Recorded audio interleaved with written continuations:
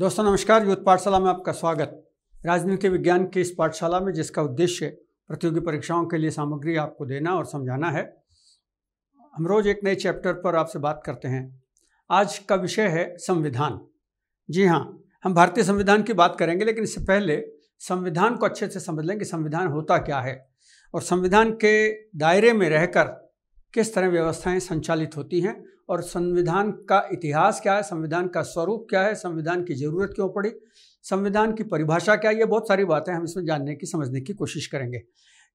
मैंने देखा है कि राजनीति विज्ञान का शिक्षक होने के नाते, उसका प्रोफेसर होने के नाते मैं देखता हूँ कि जब भी हम संविधान की बात करते हैं तो ज़्यादातर साथी जो हैं वो सीधे सीधे भारतीय संविधान के निर्माण से लेके और उसकी विशेषताओं पर चले जाते हैं। लेकिन संविधान क्या है, संविधान का इतिहास क्या है, संविधान का स्वरूप क्या है, इस पर कोई चर्चा वो नहीं करते हैं। और इसलिए बहुत सारे दोस्तों के, बहुत सारे युवा मित्रों के हमारे पास सवाल आते रहते हैं कि सर ये बताइए कि संविधान को आखिर संविधान को कहा कैसे जाता है, संविधान क्या है, इसकी परिभाषा क्या है।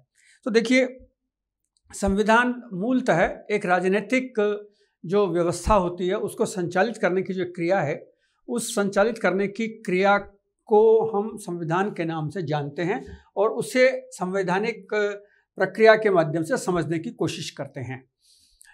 संविधान मूलतः किसी भी राष्ट्र का एक जीवंत दस्तावेज होता है। It is a live document और किसी देश की सरकार की गतिविधियों को संचालित करने का काम करता है। हालांकि इसमें मैं आपको एक बात स्पष्ट कर दूं कि संविधान के निर्माण और संविधान के संचालन और संविधान से राज्य की व्यवस्था का होने का संबंध संप्रभुता से बिल्कुल भी नहीं है। संप्रभुता तब शामिल होती है जब वह संविधान वहाँ के नागरिकों के द्वारा आत्मसात किया जाता है, बनाया जाता है और उसके अनुसार स्वयं शासन करते हैं वो लोग। लेकिन दुनिया में ऐसे बहुत सारे, इतिहास में ऐसे बहुत से उदाहरण मौजूद हैं और ऐसे अनेक राष्ट्र रहे हैं जहाँ पर कानून के अनुसार शासन तो संचालित किया जाता था, लेकिन वह कानून उनके द्वारा स्थापित किया गया था जिनका वहाँ नियंत्रण था। जैसे उदाहरण के तौर पर भारत में ब्रिटिश रूल था, भारत में ब्रिटिश शासन था। तो ब्रिटिश पीरियड में जो यहाँ कानून चल रहे थे वो ब्रिटिश पार्लियामेंट द्वारा बनाए गए थे, ब्रिटिश सरकार द्वारा बनाए गए थे और उनके द्वारा संचालन हो रहा था। इस आधार पर आप कह सकते हैं कि संविधान का देश की स्वतंत्रता और स्वायत्तता या संप्रभुता से संबंध नहीं होता है। तो संविधान एक जीवंत दस्तावेज है जो किसी राष्ट्र के प्रतिरूप को बनाता है, राष्ट्र के संचालन को करता है, जो सरकार के कामकाज की रूपरेखा का निर्धारण करता है, जो एक तरह से आदर्श, उद्देश्य और मूल्यों का दर्पण होता है। आदर्श का मतलब उस राज्य के आदर्श क्या हैं, उस राज्य के कानून क्या हैं, उस राज्य के वहाँ के शासन के या सरकार के मूल्य क्या हैं, इनके आधार पर वो चलता है। तो संविधान द्वारा मूलतः देश की जो 3 प्रमुख संस्थाएं होती हैं, कार्यपालिका, व्यवस्थापिका और न्यायपालिका, इनकी शक्तियों का निर्धारण किया जाता है, इनके उत्तरदायित्वों का निर्धारण किया जाता है और इनके बीच में एक विभाजक रेखा भी संविधान के द्वारा खींची जाती है। अगर एक तरफ सरकार के अंगों को संविधान शक्ति दे रहा है तो दूसरी तरफ संविधान वहाँ के नागरिकों को भी शक्ति प्रदान करता है। तीसरी तरफ वहाँ सरकार और नागरिकों के बीच कर्तव्यों की स्थिति का भी निर्धारण करता है कि सरकार के क्या कर्तव्य होंगे नागरिकों के लिए और नागरिकों के क्या कर्तव्य होंगे राज्य के लिए, राष्ट्र के लिए और सरकार के आदेशों को मानने के लिए। तो इस तरह से निश्चित तौर पर यह कहा जा सकता है कि संविधान में सरकार के उद्देश्य निश्चित होते हैं। संविधान निरंकुश शासकों को असीमित शक्ति भी देता है और संविधान निरंकुश शासकों की असीमित शक्ति पर प्रतिबंध भी लगाता है। दोनों बातें शामिल है इसमें, ये ध्यान रखिएगा। आपको अभी तक यही पढ़ाया गया, ये बताया गया कि संविधान शासकों को निरंकुश नहीं होने देता। ये बात केवल लोकतांत्रिक व्यवस्था में लागू हो सकती है, लेकिन जो एनार्की है, जो अधिनायकवाद है, वहाँ पर लोग संविधान की आड़ में वहाँ के जो शासक हैं वो सर्वसत्तावादी बन जाते हैं। जैसे उदाहरण के तौर पर उत्तर कोरिया, एक तरफ है दक्षिण कोरिया, एक तरफ है उत्तर कोरिया। दक्षिण कोरिया लोकतांत्रिक देश है, वहाँ के शासक, वहाँ का राष्ट्रपति संविधान से गवर्न होता है, लेकिन उत्तर कोरिया का जो शासक है वो अपनी इच्छा से संविधान में अपने खुद स्वयं को शक्ति संपन्न बनाने के लिए शक्तियों को डाल लेता है और कहता है कि संवैधानिक तौर पर मुझे ये सारी शक्तियां प्राप्त हैं। चीन का भी उदाहरण इसी रूप में शामिल है। चीन में भी सर्वसत्तावादी व्यवस्था है, अधिनायकवादी व्यवस्था है, इसलिए वहाँ पर भी सरकारें संविधान द्वारा संविधान की आड़ लेकर अपने आप को शक्ति संपन्न बना लेती हैं। तो लोकतांत्रिक सिद्धांत को मानने वाले देश, लोकतांत्रिक प्रक्रिया पर चलने वाले देश सामान्य तौर पर उन सिद्धांतों का अनुसरण करते हैं और संविधान के द्वारा जो शक्ति उनको दी गई है उसके दायरे में रहकर काम करते हैं, और संविधान उनके दायरों का इस तरह से निर्धारण करता है कि वे तानाशाह न बन सकें। तो इस तरह कार्यपालिका, न्यायपालिका और व्यवस्थापिका में जो डिवीजन है उसमें संवैधानिक तौर पर निरंकुशता की या असीमित शक्तियों पर प्रतिबंध लगाने का काम किया गया है, और ये जो असीमित शक्तियां हैं इनके द्वारा जनता और कानून और सरकार के बीच संबंधों का निर्धारण भी होता है। तो इस तरह से हम ये कह सकते हैं कि संविधान एक ऐसा दस्तावेज है। अब दस्तावेज की जब बात उठती है तो आपके मन में एक स्वाभाविक रूप से सवाल उठता है कि संविधान दस्तावेज हम कह रहे हैं तो क्या लिखित होते हैं? जी हाँ, अधिकांश तौर पर संविधान लिखित होते हैं, लेकिन जो दुनिया का सबसे बड़ा लोकतांत्रिक देश हुआ करता था ब्रिटेन, वो अपने संविधान को अलिखित रूप में उसने विकसित किया था, परंपराओं के आधार पर विकसित हुआ था। इसका मतलब ये हुआ कि संविधान अलिखित भी होता है, संविधान लिखित भी होता है, लेकिन अलिखित होने का मतलब ये नहीं है कि वहाँ कुछ भी चीज़ें ब्लैक एंड वाइट में नहीं हैं। जैसे जैसे आवश्यकता पड़ती है कानून बनते रहते हैं, संसद उनको पारित करती रहती है और उनके आधार पर अपना निर्णय सुनाती रहती है संसद, और इनके आधार पर वहाँ की जो ब्रिटेन की जो न्यायपालिका है वो फैसले देती रहती है, और वे फैसले और वे कानून ही संविधान के अंग माने जाते हैं। दूसरे साथ साथ दूसरी ओर जो परंपराएं वहाँ प्रचलित रही हैं उन परंपराओं को भी वहाँ वैधानिक और कानूनी रूप से मान्यता और स्वीकृति प्राप्त है। इसलिए जो परंपराएं हैं वो अलिखित होती हैं और उनको भी कानूनी तौर पर स्वीकृति मिली हुई है, बशर्ते कि वे परंपराएं आधुनिक लोकतांत्रिक प्रक्रिया में बाधक न बने। अगर वो बाधक बनती हैं और लोकतंत्र के या जनहित में नुकसान पहुंचाती हैं तो संसद उन परंपराओं को अस्वीकार करके नए कानून बना देती है। अगर वे बाधक नहीं हैं तो उन परंपराओं को सामान्य तौर पर स्वीकार कर लिया जाता है। इसलिए कहा जा सकता है कि लोकतांत्रिक व्यवस्था के अंतर्गत दुनिया भर में दो तरह का संविधान हम देख रहे हैं, लिखित और अलिखित। आजकल ज़्यादातर विश्व के अधिकांश भागों में लिखित संविधान ही पाया जाता है। तो संविधान का इसका अर्थ क्या हुआ? संविधान एक सतत, क्रियाशील और जीवंत प्रक्रिया है।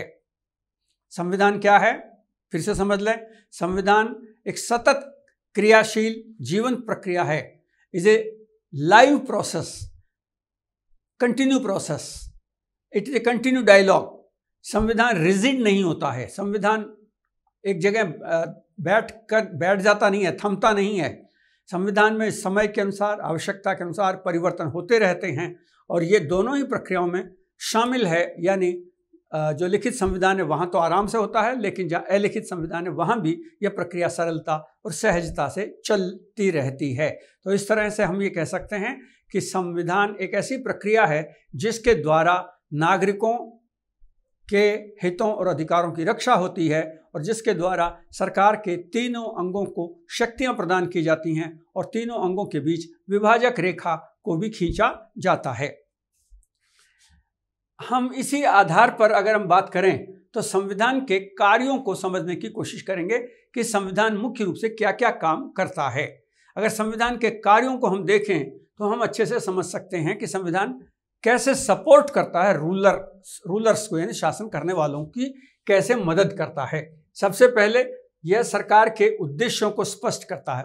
सरकार के उद्देश्यों को स्पष्ट करने का मतलब हुआ कि सरकार को क्या काम करना चाहिए। जैसे उदाहरण के तौर पर भारतीय संविधान वेलफेयर स्टेट की बात करता है, लोक कल्याणकारी राज्य की बात करता है, गरीबों के उत्थान की बात करता है, गरीबों की मदद करने की बात करता है, उन्हें सहायता देने की बात करता है। तो सरकार को यह डायरेक्शन कौन दे रहा है? नीति निर्देशक तत्वों के माध्यम से, मौलिक अधिकारों के माध्यम से और विभिन्न संवैधानिक संस्थाओं के माध्यम से संविधान द्वारा यह निर्देश सरकार को दिया जाता है कि सरकार को क्या काम करना है, सरकार के ऑब्जेक्ट क्या होंगे, सरकार के उद्देश्य क्या होंगे। दूसरा, संविधान कुछ साझे मूल्य, जॉइंट वैल्यूज, साझे मूल्य, उसमें क्या क्या है, स्वतंत्रता, बंधुत्व, धार्मिक राजनीतिक स्वतंत्रता प्रदान करता है। साझे मूल्य यानी वो सभी के लिए है, जो सरकार चलाने वाले लोग हैं उनको भी ये पावर दिया जा रहा है, उनको भी अधिकार दिए जा रहे हैं, और जिन पर गवर्न कर रहे हैं हम, यानी सरकार जिनको संचालित कर रही है, यानी जो सामान्य नागरिक हैं, उनके भी संयुक्त रूप से उन सबको ये पावर दिया गया है, संविधान के द्वारा ये शक्तियां दी गई हैं। तो उनको स्वतंत्रता प्रत्येक व्यक्ति को दी जा रही है, बंधुत्व की बात की जाती है, और धार्मिक राजनीतिक स्वतंत्रता भी प्रदान की जा रही है। तीसरी बात, यहाँ स्वतंत्र न्यायपालिका के माध्यम से, बहुत महत्वपूर्ण है ये, स्वतंत्र न्यायपालिका के माध्यम से न्याय की व्यवस्था सुनिश्चित की जाती है। इंपॉर्टेंट है, इसको समझ लें आप। अगर संविधान में स्वतंत्र न्यायपालिका का अस्तित्व नहीं है तो फिर उस संविधान का कोई औचित्य नहीं है। अगर न्यायपालिका ऐसी है जो सरकार के इशारे पर काम करती है, यानी तानाशाही से बंधी हुई है, डरी हुई है, और उनके इशारों पर काम कर रही, तो फिर वहाँ स्वतंत्रता का अस्तित्व नहीं होगा, और तब वह संविधान केवल कानून की किताब बनकर रह जाएगा, बल्कि यूँ कहें कि वह शासकों की इच्छा का दस्तावेज बनकर रह जाएगा। उसमें नागरिकों के हितों के बारे में या नागरिकों के कल्याण के बारे में कोई काम आपको दिखाई नहीं देगा। तो इसलिए संविधान का एक काम यह भी हुआ कि वह न्यायपालिका के माध्यम से न्याय व्यवस्था को सुनिश्चित करता है। उसके बाद एक महत्वपूर्ण बात है कि यह प्रशासनिक ढांचे को निर्धारित करता है। प्रशासनिक ढांचे को क्या निर्धारित करता है? प्रशासनिक ढांचे को निर्धारित करने का अर्थ हुआ कि कॉन्स्टिट्यूशन में यह व्यवस्था दी जाती है कि राज्य संघात्मक होगा, एकात्मक होगा। संघात्मक राज्य में कौन कौन से राज्य कैसे होंगे, राज्य के अधिकार क्या होंगे, शक्तियां क्या होंगी। इसलिए याद कीजिए भारतीय संविधान को। भारतीय संविधान में संघ सूची, राज्य सूची और समवर्ती सूची का वर्णन किया गया। फिर संगठनात्मक ढांचा बताया गया, कार्यपालिका, व्यवस्थापिका, न्यायपालिका का ढांचा बताया गया। फिर संवैधानिक संस्थाओं का उल्लेख किया गया है, जैसे संघ लोक सेवा आयोग संवैधानिक ढांचा है, जैसे चुनाव आयोग संवैधानिक ढांचा, चुनाव आयोग का काम क्या होगा ये बताया गया है। इसी तरह से लेखापाल की व्यवस्था की गई है, ऑडिटर एंड कंट्रोलर जनरल की व्यवस्था की गई है। तो ये सारी बातें संविधान में बताई जाती हैं कि क्या ढांचा होगा और कौन कौन सा अंग, कौन कौन सा ढांचा कैसे कैसे काम करेगा। इस बात को अच्छे से समझ लें तो आपको संवैधानिक तौर पर यह बात सारी समझ में आ जाएगी। हम ये उदाहरण तो भारत से दे रहे हैं आपको, लेकिन ये पूरी दुनिया में जहां लोकतांत्रिक प्रक्रिया है और जहां जहां भी संवैधानिक स्वरूप स्पष्ट बना हुआ है, वहां ये सारे काम संविधानों के द्वारा किए जाते हैं। उसके बाद है नागरिकों के अधिकार और स्वतंत्रताओं की रक्षा करना। ये बहुत महत्वपूर्ण है। कॉन्स्टिट्यूशन एक हाथ से नागरिकों को अधिकार दे रहा है। जैसे भारत में अगर बात करें तो मौलिक अधिकार हमें मिले जो हमने अमेरिका से लिए थे। तो अमेरिका में फंडामेंटल राइट्स मिले हुए हैं, भारत में फंडामेंटल राइट। दुनिया भर के नागरिकों को किसी न किसी रूप में मौलिक अधिकार, संवैधानिक अधिकार, कानूनी अधिकार प्राप्त हैं। अब उन अधिकारों का महत्व कब होगा? अधिकारों का महत्व तब है जब उन अधिकारों का कोई हनन करे या उनका अतिक्रमण करने की कोशिश करे, यहां तक कि सरकार भी अगर अतिक्रमण करने की कोशिश करे तो एक स्वतंत्र न्यायपालिका संवैधानिक व्यवस्थाओं के अनुसार, संविधान में किए गए प्रावधानों के अनुसार उन अधिकारों की रक्षा के लिए आवश्यक निर्देश प्रदान करे, चाहे वह व्यक्ति हो, वह संगठन हो या फिर सरकार हो। किसी को भी इस तरह के निर्देश देने का काम वो कर सकते हैं। तो ये नागरिकों के अधिकारों की रक्षा करने की बात हुई। फिर है राज्य के वैचारिक आधार और संस्थाओं को वैधता प्रदान करना। ये बहुत महत्वपूर्ण बात है।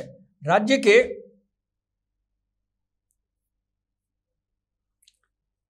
वैधता, आधार और वैधता। वैचारिक आधार, भारत के संविधान में वैचारिक आधार क्या है? प्रस्तावना आपने भारत के संविधान की पढ़ी होगी, नहीं पढ़ी तो याद कर लीजिए, वापस दोबारा से देख लीजिए। भारत एक स्वतंत्र, संप्रभु, लोकतांत्रिक, धर्मनिरपेक्ष गणराज्य है। यानी इसमें संविधान की प्रस्तावना में ही उन सारे उद्देश्यों को स्पष्ट कर दिया गया है। तो राज्य की जो विचारधारा है वो साफ संविधान में आ जाती है। और उन संस्थाओं की वैधता, यानी कॉन्स्टिट्यूशन में अगर किसी संविधान में यदि किसी संस्था का उल्लेख कर दिया गया, इसका मतलब ही यह है कि वह संस्था पूर्ण रूप से वैधानिक है और वह नागरिकों के हितों के लिए बनाई गई है। उसके बाद बात आती है अंतिम, भविष्य की दृष्टि से आदर्श प्रणाली। ये एक और इम्पोर्टेंट बात है, भविष्य की दृष्टि से आदर्श प्रणाली। संविधान ऐसा दस्तावेज नहीं है जो केवल ऐतिहासिक ढांचा बन के रह जाए। संविधान एक ऐसा दस्तावेज है जो ऐतिहासिक भी है लेकिन साथ ही साथ भविष्योन्मुखी भी है। इसीलिए हमारे संविधान में भी लगातार संशोधन होते रहते हैं। जहाँ जहाँ जैसी जैसी आवश्यकताएं पड़ती हैं वैसे वैसे संवैधानिक संशोधन किए जाते हैं। इसीलिए संविधान को क्या कहा गया है, भारत के संविधान की विशेषता जब हम पढ़ेंगे तो देखेंगे कि संविधान वह दस्तावेज होना चाहिए जो कठोर भी हो और जो लचीला भी हो। कठोर यानी किसी शासक के सनक पर उसमें संशोधन नहीं हो सकते, लेकिन अगर जनता की आवश्यकता है और संसद को लगता है तो वह विचार विमर्श के उपरांत संविधान में संशोधन करने का काम कर सकता है। और इसलिए भारत के संविधान में आप देखिए अब तक 103 संविधान संशोधन किए जा चुके हैं। तो ये जो है भारत के संविधान की विशेषता है। भारत के संविधान को समझने की बात हुई और ये ही संविधान के कार्यों के बारे में भी हम समझ सकते हैं। तो हमने अब तक संविधान के आशय को समझा, हमने अब तक संविधान के स्वरूप को समझने की कोशिश की और संविधान के कार्यों को जानने की कोशिश की। भारत के संविधान निर्माण में जो ऐतिहासिक कदम उठाए गए हैं उन पर हम बातचीत करेंगे, लेकिन इससे पहले मैं थोड़ा सा आपको उन संवैधानिक परिस्थितियों के बारे में भी चर्चा कर दूं जिससे आपको थोड़ा सा संविधान के इतिहास के रेफरेंस में ले चलता हूं, बैकग्राउंड में, कि ये जो आज हम संवैधानिक स्वरूप देख रहे हैं इसका इतिहास बहुत लंबा है, यूरोप में भी और भारत में भी। यूरोप में एथेंस, स्पार्टा ऐसे जो राज्य थे वहाँ संवैधानिक यानी नगर राज्य थे, उन नगर राज्यों में संविधान की व्यवस्थाएं मौजूद थी। और आप लोगों ने जिन्होंने अरिस्टोटल को पढ़ा है, अरस्तु को पढ़ा है, आपको याद होगा अरस्तु ने 158 देशों के संविधान एकत्रित किए थे और उनका अध्ययन किया था। 158 देश का मतलब उस समय के जो छोटे छोटे नगर राज्य थे जिनके आधार पर वहाँ के राजा अपना शासन चलाया करते थे, उनके बारे में वहाँ उल्लेख मिलता है। तो इसका मतलब संविधान का जो स्वरूप है और उसका जो ऐतिहासिक दस्तावेज है वो काफ़ी पुराना है। भारत में भी वैदिक काल में और उसके बाद बौद्ध काल में भी जो छोटे छोटे नगर राज्य थे वहाँ संवैधानिक स्वरूप का उल्लेख मिलता है। और वहाँ कानून प्रक्रिया कैसी होगी, राजा कैसे शासन चलाएंगे, राजा का चयन कैसे होगा, राजा को सलाह देने वाली परिषद कैसे होगी, इन सारे चीज़ों का विस्तार से उल्लेख मिलता है। इस चैप्टर में हमने इसको विस्तार से नहीं लिया, लेकिन आपकी जानकारी के लिए मैं बता दूं कि ये भी आपको मालूम होना चाहिए कि संविधान कोई एक दिन में बनकर खड़ा नहीं हुआ है। संविधान की प्रक्रिया ने हजारों वर्ष की यात्रा की है और जैसे जैसे मनुष्य व्यक्ति एक इकाई से एक परिवार बना, परिवार से समाज बना, समाज से समुदाय बना, समुदाय से कुटुंब कबीले बने और उसके बाद कुटुंब कबीलों से व्यक्ति का विकास यात्रा आगे बढ़ी और वह एक सांस्कृतिक राष्ट्र के रूप में विकसित हुआ और फिर एक राजनीतिक राष्ट्र के रूप में, फिर एक संप्रभु राष्ट्र के रूप में। इतनी लंबी प्रक्रिया जब उसने पूरी करी तो स्वाभाविक है कि कुटुंब कबीले से लेके और राष्ट्रीय राज्य बनने तक संविधान भी लगातार अपडेट होता चला गया। संविधान में भी लगातार संशोधन परिवर्तन होते चले गए। और भारतवर्ष के संदर्भ में भी जब हम बात कर रहे हैं तो भारत में संविधान निर्माण की जो प्रक्रिया है उसको भी अगर आप देखेंगे तो भारतवर्ष में ब्रिटिश रूलर्स के आने से पहले यहाँ के राजाओं में 1500-2000 वर्ष पहले तक भी ये व्यवस्था मौजूद थी। ब्रिटिश जब मुगलों ने शासन किया तो उन्होंने भी अपने तरीके से नियम कानून कायदे बनाए थे। हमारे जो देसी रियासतें थी उनके भी अपने नियम कानून कायदे बने हुए थे। ये यद्यपि ये सच है कि राजतंत्र एनार्की होती है और वहाँ राजा की सनक से कानून चलते हैं, लेकिन जिन लोगों ने इतिहास का अध्ययन किया है और जो दस्तावेज इकट्ठे हुए हैं उनसे पता चलता है कि राजाओं ने परंपरागत रूप से व्यवस्थित शासन को संचालित किया और कानूनी माध्यम अपनाकर नागरिकों के लिए कानून व्यवस्था के द्वारा काम किया। यही कानून व्यवस्था जो लिखित भी थी और अलिखित भी थी वही आगे चलकर संविधान के रूप में विकसित हुई है। जब अंग्रेज यहाँ आए और अंग्रेजों ने जब ईस्ट इंडिया कंपनी आई और 1600 में, और ईस्ट इंडिया कंपनी के आने के बाद उन्होंने 150 साल तक कंपनियां राज करती रही, तो कंपनी के विरुद्ध सबसे पहले जब बगावत हुई 1857 में, तो 1857 में ईस्ट इंडिया कंपनी का शासन समाप्त करके अंग्रेजों ने यहाँ की पूरी शासन पद्धति को ईस्ट इंडिया कंपनी के हाथ से निकालकर हटाकर अपने हाथों में, यानी ब्रिटेन की गवर्नमेंट ने अपने हाथ में ले लिया। और यहीं से भारतीय संविधान के निर्माण की प्रक्रिया का स्वरूप भी हमें दिखाई देता है। 1858 का जब एक्ट आया और जिस एक्ट के माध्यम से उन्होंने कानून व्यवस्था के तहत अपने अधिकारों को इजाद किया और बताया, तो भारतवर्ष में चूंकि स्वतंत्रता आंदोलन की प्रक्रिया प्रारंभ हो गई थी और अंग्रेजों के प्रति एक विद्रोह पनपने लगा था। एक तरफ यह स्थिति थी और दूसरी तरफ अंग्रेज अपने कानूनों को लाकर ब्रिटेन की संसद के द्वारा यहाँ की शासन व्यवस्था का संचालन कर रहे थे। तो दो चीजें एक साथ यहाँ हमें दिखाई दे रही हैं। एक तरफ भारतवर्ष के लोगों की आकांक्षाएं कि हमारा स्वायत्त शासन होना चाहिए और हमें अपना शासन करने का और अपने अनुकूल कानून बनाने का अधिकार मिलना चाहिए। दूसरी तरफ ब्रिटिश गवर्नमेंट थी जो ब्रिटेन के पार्लियामेंट के द्वारा पारित कानूनों के आधार पर देश की शासन व्यवस्था का संचालन कर रही थी। जाहिर सी बात है वे भेदभावपूर्ण थे, लोगों का उत्पीड़न कर रहे थे, शोषण कर रहे थे। लेकिन याद रखिए कि ब्रिटिश शासन काल में हमने संवैधानिक व्यवस्थाओं का अध्ययन भी ब्रिटिश रूल्स के माध्यम से करना सीख लिया। हमें भी पता लगा कि औपचारिक रूप से कैसा संविधान बनता है और संविधान की प्रक्रिया कैसी होती है, ये हमें समझ में आ गया था। और इसलिए भारतवर्ष में जब ये कांग्रेस का गठन हो रहा था और देश की आज़ादी के आंदोलन की प्रक्रिया चल रही थी, तो जब कांग्रेस का गठन हुआ तो गठन होने के बाद सबसे पहले बाल गंगाधर तिलक ने इस बात पर बल दिया और इस बात पर जोर दिया कि हमें अपना स्वायत्त शासन सौंपिए। ऐतिहासिक रूप से हम कह सकते हैं कि it was the first step, ये पहला कदम था जो भारतीयों की तरफ से उठाया गया। 1922 में महात्मा गांधी ने भी अपने कानूनों के प्रक्रिया के तहत इस सारी बातें की थी। लेकिन अगर आप इन सब को देखेंगे तो आपको पता चलेगा कि यह ऐसा नहीं था कि केवल यही दो चीज़ें इस सिद्धांत में दिखाई देंगी आपको। इससे भी पहले अगर आप चलेंगे तो 1909 का एक्ट आ जाएगा जो अंग्रेज़ों ने किया, फिर 1919 का एक्ट आ जाएगा, उसके बाद आगे चल के 1935 का एक्ट आ जाएगा।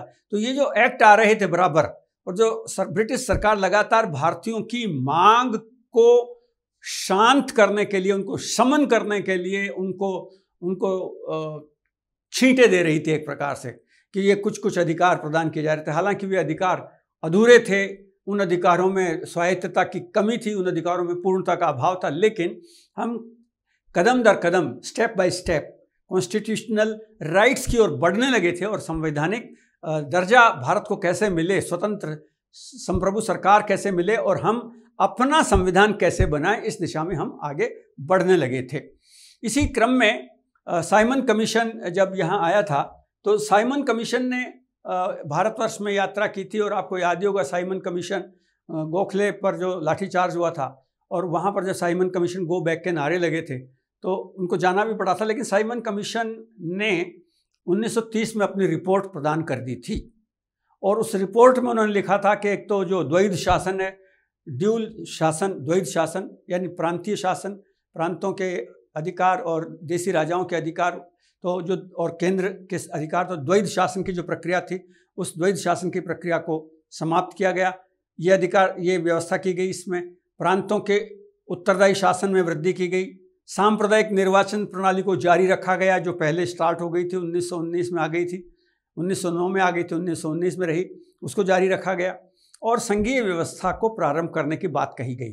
तो कुछ कदम संविधान निर्माण की प्रक्रिया में आगे बढ़े, लेकिन भारत के लोग इससे खुश नहीं थे और साइमन कमीशन गो बैक के नारे लगे और इस पर लॉर्ड बेकन हेड ने भारतीयों को संविधान निर्माण की चुनौती दे डाली। जब साइमन कमीशन का विरोध हुआ और कहा कि ये गलत कर रहे हैं आप और हम इसे स्वीकार नहीं करेंगे, तो यहाँ जो लॉर्ड बेकन थे उन्होंने कहा कि अगर आप हमारे द्वारा दिए गए कानून को और हमारे साइमन कमीशन के द्वारा दी गई रिपोर्ट को स्वीकार नहीं करते तो आप में दम है तो आप बताइए ना, आप क्या चाहते हैं, अपना संविधान बना के दीजिए हमें।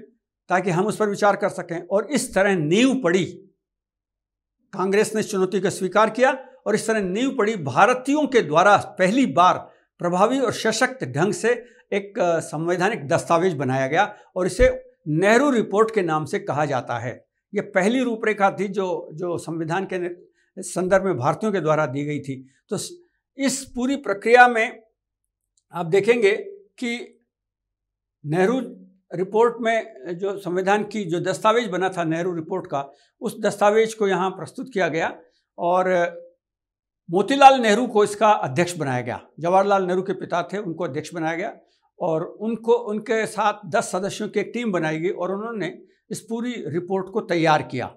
नेहरू रिपोर्ट कहलाती है ये, और ये 10 अगस्त 1928 को ये रिपोर्ट प्रकाशित हुई थी और लखनऊ की सर्वदलीय सम्मेलन में इसको स्वीकार भी किया गया था। यानी आप देखिए, ब्रिटिश रूलर्स के द्वारा जो काम किया गया था, वो चुनौती जो दी गई थी, भारत के शासकों ने उस चुनौती को, भारत के नेताओं ने और भारत के स्वतंत्रता आंदोलन के कार्यकर्ताओं ने, राजनीतिक दलों ने, सभी पार्टियों ने मिलकर के उसको स्वीकार किया और कहा कि हम बनाकर बताएंगे कि हम क्या चाहते हैं, हमारा संविधान कैसा होना चाहिए। और नेहरू रिपोर्ट जब सामने आई तो उसमें कुछ खास बातें आप देखिए कि क्या क्या चीज़ें उसमें हमारे सामने निकल कर आई हैं। इस रिपोर्ट में सबसे पहली बात ये कहा गया कि संघीय शासन, फेडरल सिस्टम होना चाहिए। यानी फेडरल सिस्टम का मतलब हो गया कि भारत एक संघात्मक शासन प्रणाली वाला देश होगा और कनाडा के तरह से ही अवशिष्ट शक्तियां केंद्र के पास होंगी और देशी रियासतों का कोई अलग से अस्तित्व नहीं रहेगा। सारी रियासतें और सारे राज्य भारतवर्ष में मिल जाएंगे, संघात्मक शासन प्रणाली होगी और सारी शक्तियां संघ में शामिल हो जाएंगी। उन्होंने संयुक्त चुनाव प्रणाली की वकालत की और सांप्रदायिक चुनाव प्रणाली को नकार दिया गया।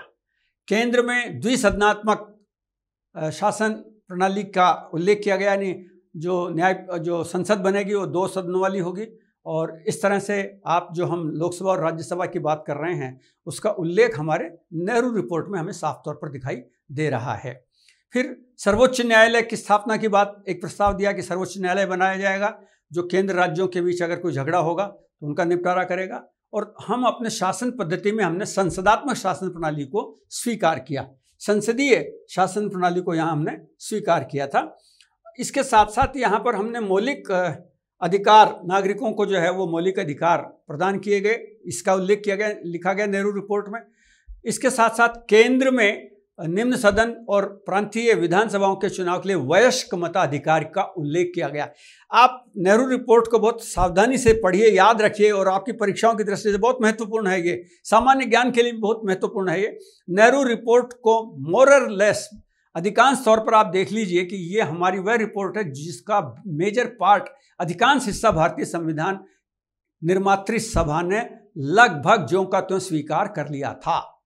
हमने 1945-46 में जब हमारी संविधान सभा बनी, उससे पहले 15 साल पहले, 20 साल पहले ही हमने रिपोर्ट बना करके प्रस्तुत कर दी थी और आप देखिए कि वही रिपोर्ट आगे चलकर हमारे संविधान का हिस्सा बनी है। नेहरू रिपोर्ट में कहा गया कि अल्पसंख्यकों के अधिकारों की रक्षा की जाएगी। नेहरू रिपोर्ट में कहा गया कि भारत एक धर्मनिरपेक्ष राज्य होगा, भारत में सांप्रदायिक प्रतिनिधित्व व्यवस्था नहीं होगी, सिंध प्रांत अलग से मुस्लिम प्रांत बनाया जाएगा क्योंकि वहाँ बहुत सारे मुस्लिम्स का बाहुल्य था, इसलिए पश्चिमोत्तर सीमा प्रांत को प्रांत का दर्जा दिया जाएगा। ये कुछ उल्लेख थे जो, और बहुत सारी डिटेल रिपोर्ट है, लेकिन हम यहाँ कुछ खास चीज़ों को यहाँ आपके सामने रख रहे हैं। 1929 में कांग्रेस का अधिवेशन हुआ लाहौर में और यहाँ पर जवाहरलाल नेहरू की अध्यक्षता में कांग्रेस के अधिवेशन में पूर्ण स्वराज्य का प्रस्ताव पारित किया गया, पूर्ण स्वराज्य का। और पूर्ण स्वराज्य के प्रस्ताव को पारित करने के साथ ही ये कहा गया कि 26 जनवरी 1930 को हम स्वतंत्रता दिवस मनाने की घोषणा करते हैं। याद रखिएगा, 26 जनवरी 1930 को उन्होंने कहा कि हम स्वतंत्रता दिवस मनाने की घोषणा करते हैं, क्योंकि अधिवेशन में ये निर्णय लिया गया। आगे चलकर इसमें जो परिवर्तन हुआ वो ये हुआ था कि देश ने आज़ादी का जश्न तो मनाया 15 अगस्त 1947 को, लेकिन 26 जनवरी की तिथि को महत्वपूर्ण मानते हुए संविधान को लागू करने की प्रक्रिया और संविधान को अंगीकार करने का जो काम किया गया था वो 26 जनवरी 1950 को विधिवत रूप से इसको स्वीकार कर लिया गया। तो इस तरह संविधान निर्माण की प्रक्रिया का ऐतिहासिक आधार एक के बाद एक हमारे सामने आता चला गया। तो ये जो था ये पूरा का पूरा आप देख ही रहे हैं हमारे सामने। महत्वपूर्ण बात है इस पूरी प्रक्रिया में आप देखेंगे कि नेहरू रिपोर्ट का हमने जिक्र किया, संसदीय प्रणाली इसमें शामिल हो गई और ये सारी व्यवस्थाओं को इसमें शामिल कर लिया गया। अब बात आती है कांग्रेस के लाहौर अधिवेशन की, जिसका हमने जिक्र कर लिया, और इसके बाद पूना अधिवेशन आया और पूना अधिवेशन आता है 1932 में। ब्रिटिश प्रधानमंत्री रैम्स मैकडोनाल्ड द्वारा अल्पसंख्यकों को प्रतिनिधित्व देने के लिए कम्युनल अवार्ड देने के लिए घोषणा की गई और इसमें अनुसूचित जातियों को भी शामिल किया गया। इसके विरुद्ध गांधी जी ने विरोध किया, आमरण अनशन किया और उनको यरवदा जेल भेज दिया गया और वो आमरण अनशन वहीं पर उन्होंने जारी रखा। 28 दिसंबर 1936 को फैजपुर में हुए अधिवेशन में एक प्रस्ताव कांग्रेस ने पास किया और कहा कि भारतीय केवल एक ऐसे संवैधानिक ढांचे को स्वीकार कर सकते हैं जिसका निर्माण स्वयं उनके द्वारा किया गया हो और एक राष्ट्र के रूप में भारत की स्वतंत्रता पर आधारित हो, जो उनकी आवश्यकताओं और इच्छाओं के अनुरूप हो। नेहरू जी ने कहा था, पंडित जवाहरलाल नेहरू ने कहा कि संविधान सभा की मांग आज के कांग्रेस की नीति का आधार स्तंभ है। लगातार वो कह रहे थे कि संविधान सभा बनाइए। हमने तो रिपोर्ट बना दी, मोतीलाल नेहरू की रिपोर्ट सामने आ गई, ब्रिटिश सरकार को दे दिया, ब्रिटिश सरकार ने उसे स्वीकार नहीं किया।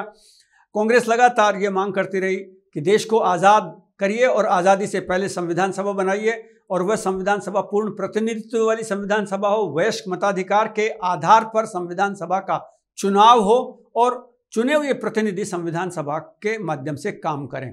तो इस प्रकार 1938 में वयस्क मताधिकार के आधार पर संविधान सभा के गठन की मांग पंडित जवाहरलाल नेहरू ने सामने रख दी।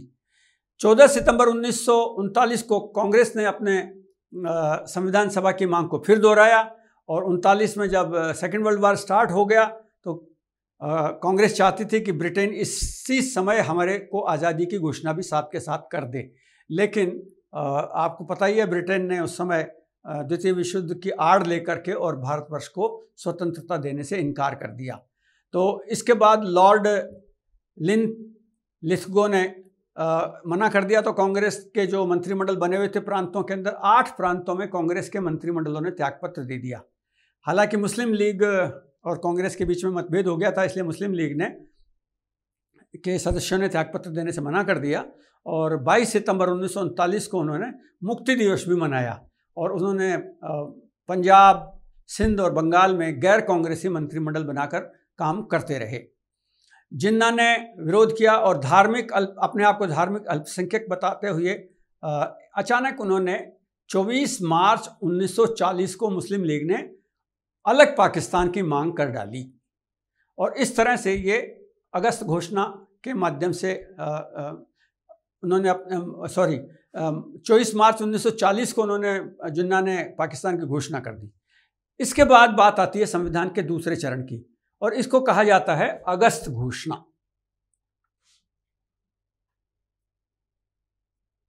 ये कहलाती है अगस्त घोषणा।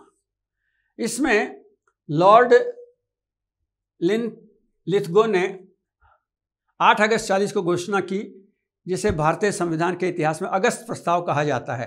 अंग्रेजों ने भारतीयों की मांग को परोक्ष रूप से स्वीकार करते हुए कहा कि हम आपकी बात को स्वीकार कर रहे हैं, लेकिन पंडित नेहरू और गांधी और विनोबा और जितने भी लोग थे उन्होंने इस लॉर्ड लिथगो के प्रस्ताव को स्वीकार नहीं किया और उन्होंने कह दिया कि साहब आप हमें बार बार भ्रमित करने की कोशिश कर रहे हैं, हमें जो वास्तव में अधिकार मिलने चाहिए वो नहीं दे रहे हैं। इसके बाद क्रिप्स मिशन 23 मार्च 1942 को भारत में आया और उन्होंने भारत भेजा गया और इसकी अध्यक्षता स्टैनफोर्ड क्रिप्स को इसके अध्यक्ष बनाया गया और उन्होंने इसमें एक तरह से कहा कि हम आपको द्वितीय विश्व युद्ध के बाद सारे पावर देने के लिए तैयार हैं।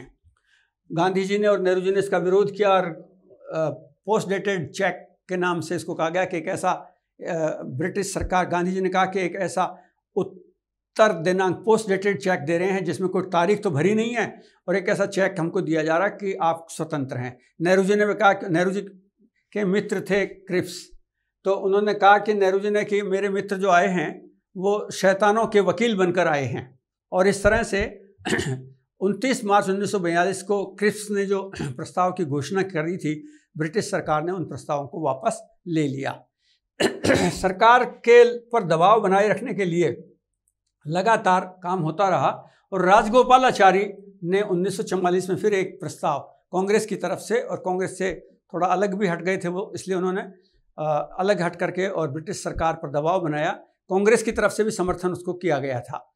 तो उन्होंने सुझाव दिया कि मुस्लिम लीग कांग्रेस की स्वतंत्रता की मांग का समर्थन कर दे और लीग कांग्रेस को केंद्र में स्थायी सरकार के गठन में सहयोग दे।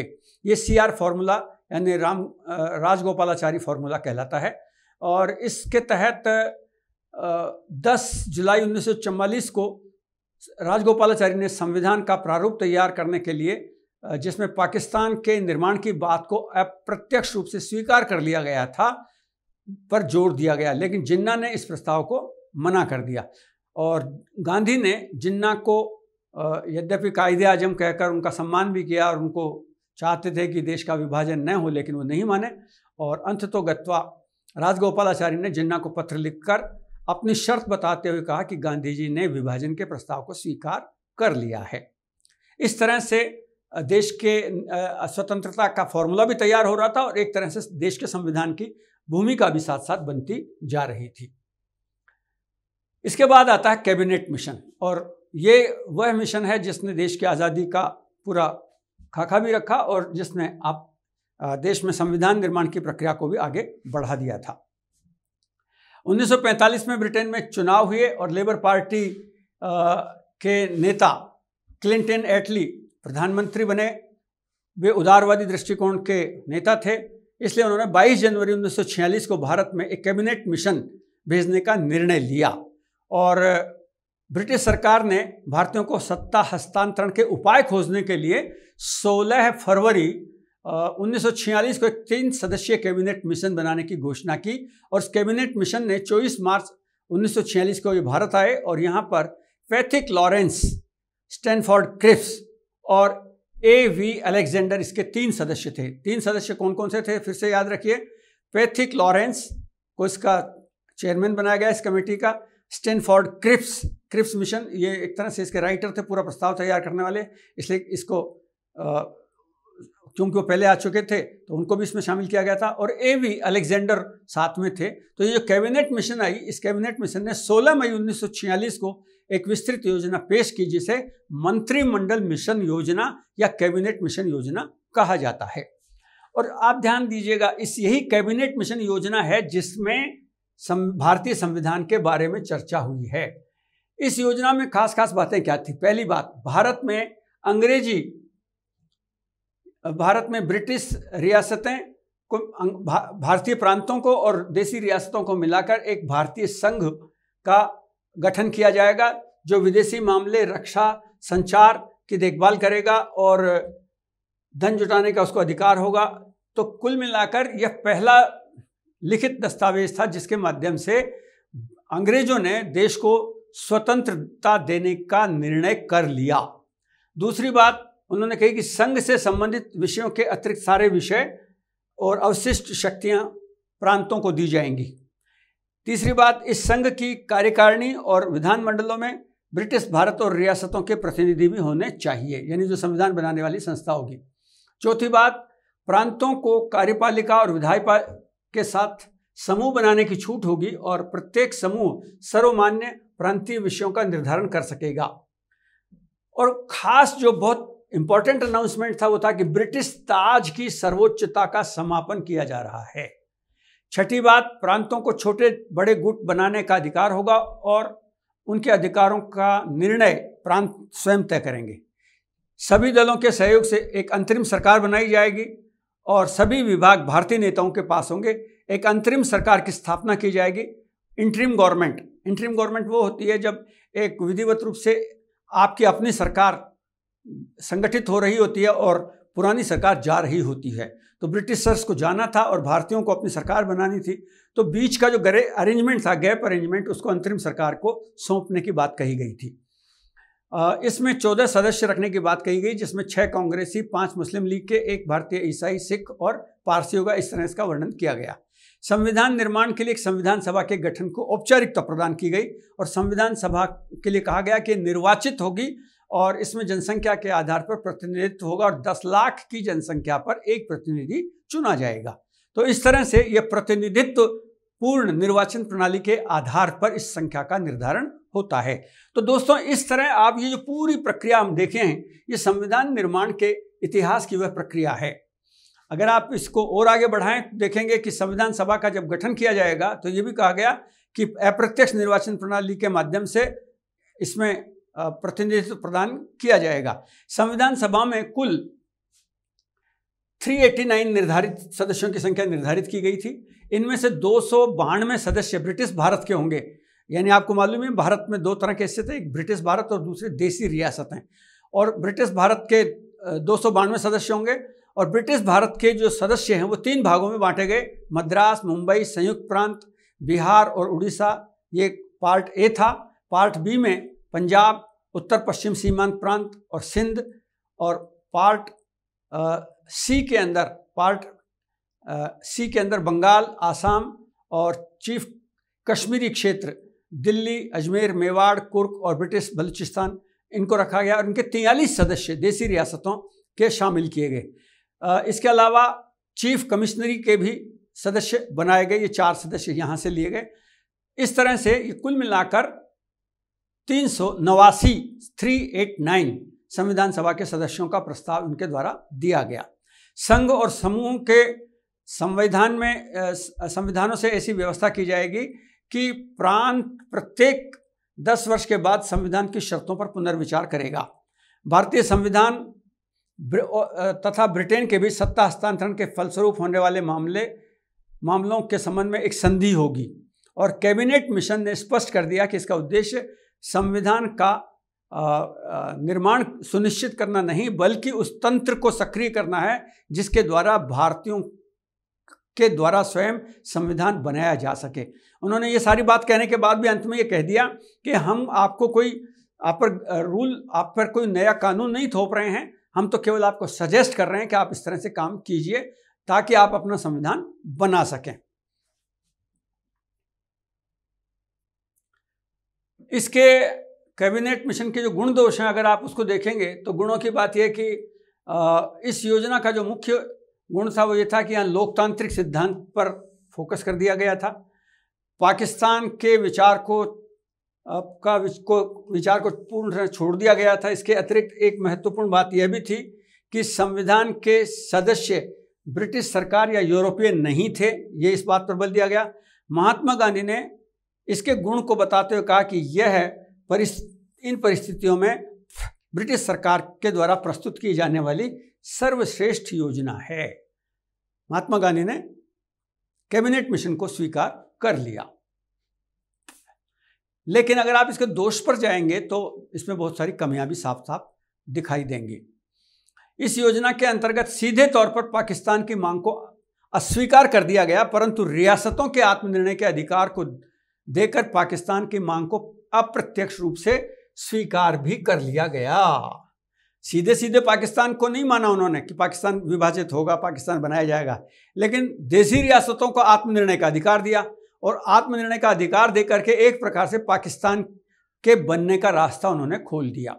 दूसरी बात, मुस्लिम अल्पसंख्यकों के हितों की रक्षा की तो बात की गई, लेकिन सिखों के बारे में इसमें कोई चर्चा नहीं की गई। इस योजना में प्रांतों के लिए अनिवार्य रूप से वर्ग बनाने और केंद्र के लिए दिए जाने वाले 3 विषयों को छोड़कर शेष विषय प्रांतों के पास रखने के लिए कहा गया था और प्रांतों के अधिकार में वृद्धि थी जो राष्ट्रीय एकता के लिए खतरनाक हो सकती थी। यानी जरूरत से ज़्यादा विषय, आवश्यकता से अधिक विषय इन्होंने प्रांतों को सौंप दिए थे और अंत में संविधान बनाने की जो प्रक्रिया थी वो जटिल थी और इतने सारे गुट बना दिए गए थे कि समझ में आना मुश्किल था। इसलिए इसकी आलोचना में करने वाले लोग जो हैं वो कहते हैं संविधान की जो आलोचना हुई वो बहुत संविधान के रेफरेंस में कैबिनेट मिशन की जो आलोचना थी वो ये कि लॉर्ड विस्काउंट कहते हैं कि ये इसमें ज़्यादा प्रतिनिधित्व हिंदुओं का था। विस्टन चर्चिल ने संविधान सभा को भारत के एक बड़े समुदाय का प्रतिनिधित्व करने वाली संस्था बता दिया। ग्रेनविल ऑस्टिन ने कहा कि संविधान सभा के बारे में यह एक दलीय देश का एक दलीय निकाय है जिसमें सारे के सारे कांग्रेसी हैं और ऐसा लगता है भारत भी कांग्रेस और कांग्रेस ही भारत है, यानी दूसरे दलों का यहाँ कोई वर्चस्व या वजूद नहीं है। इस तरह ये प्रक्रिया प्रारंभ हुई, लेकिन फिर भी इसके आधार पर काम प्रारंभ हो गया और संविधान सभा बनी और संविधान सभा का गठन हुआ। और संविधान सभा के गठन में पहली जो बैठक हुई थी वो 9 दिसंबर 46 को दिल्ली में पहली बैठक हुई और डॉक्टर सच्चिदानंद सिन्हा को संविधान सभा का अस्थायी अध्यक्ष बनाया गया और इनके नाम का जो अनुरोध था वो कृपलानी ने किया था। कृपलानी संविधान सभा में बोलने वाले पहले वक्ता थे। तो ये आपके लिए जीके के लिए महत्वपूर्ण सवाल है। जैसे अस्थायी अध्यक्ष कौन था, तो डॉक्टर सच्चिदानंद सिन्हा संविधान सभा के अस्थायी अध्यक्ष थे और पहला वक्ता कौन था, तो जेबी कृपलानी उसके पहले वक्ता थे। मुस्लिम लीग ने अलग पाकिस्तान की मांग को करते हुए इस बैठक का बहिष्कार कर दिया, यानी वो इस संविधान सभा में शामिल ही नहीं हुए, संविधान सभा में आने से इनकार कर दिया। दूसरी बैठक 11 दिसंबर 1946 को, इसमें डॉक्टर राजेंद्र प्रसाद को संविधान सभा का स्थायी सदस्य बनाया गया। Who was the permanent president of constitution assembly, तो आप कह सकते हैं वो डॉक्टर राजेंद्र प्रसाद थे। HV मुखर्जी को उपाध्यक्ष बनाया गया संविधान सभा का और बाद में 16 जुलाई 47 को TV कृष्णाचार्य को संविधान सभा का उपाध्यक्ष बनाया गया। संविधान सभा के 2 उपाध्यक्ष बने। पहले उपाध्यक्ष बनाया गया था HC मुखर्जी को और बाद में 16 जुलाई 47 को TV कृष्णाचार्य को इसका उपाध्यक्ष बनाया गया। VN राव को संवैधानिक सलाहकार नियुक्त किया गया। VN राव को संविधान सभा का सलाहकार बनाया गया। KM मुंशी को सदस्य सचिव बनाया गया। ध्यान से ये सारे पॉइंट नोट करने के हैं। तीसरी बैठक हुई इसकी 13 दिसंबर 46 को हुई, जिसमें पंडित जवाहरलाल नेहरू द्वारा उद्देश्य रखा गया और इसमें संविधान के आदर्शों, उद्देश्यों, नैतिक मूल्यों, प्रक्रियाओं आदि को शामिल किया गया और यह उद्देश्य 22 जनवरी 1947 को स्वीकार कर लिया गया। और इस तरह इस आधार पर उन्होंने कहा कि पंडित नेहरू ने कहा कि हमारी जो प्रस्तावना बनी है उसके साथ संविधान निर्माण की प्रक्रिया शुरू हुई है और संविधान निर्माण हेतु कई समितियां भी इसमें बनाई गई, जिसमें प्रारूप समिति सर्व प्रमुख थी।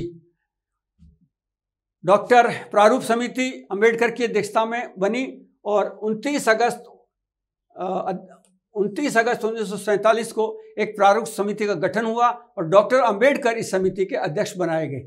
इसमें 6 सदस्य शामिल थे। N गोपालास्वामी कांग्रेस के थे, अल्लादीन कृष्णा स्वामी अय्यर ये निर्दलीय थे, सैयद मोहम्मद सादुल्ला मुस्लिम लीग से, KM मुंशी कांग्रेस से, BL मित्र निर्दलीय, N माधव राव और DG खेतान कांग्रेस से।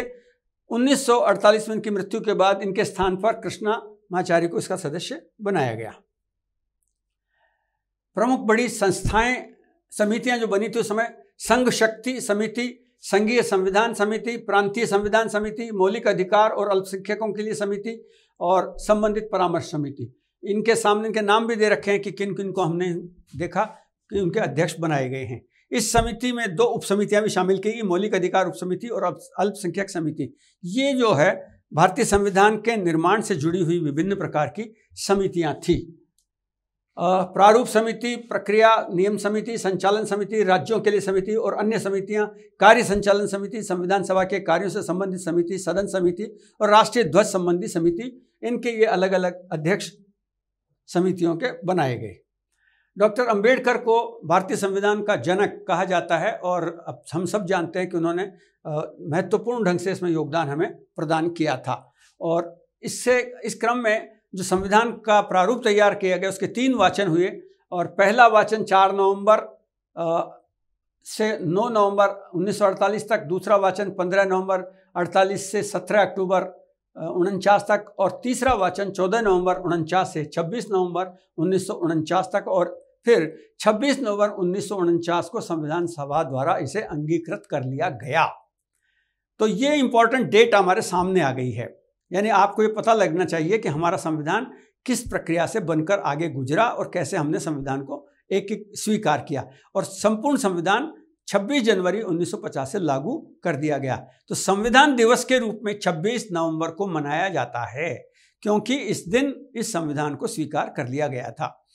संविधान में आप देख ही रहे हैं, इसमें अंतरिम संसद, नागरिकता, अस्थायी संक्रमण उपबंध, बहुत सारी चीज़ें, चुनाव आदि की सारी प्रक्रियाओं को इसमें शामिल कर लिया गया था।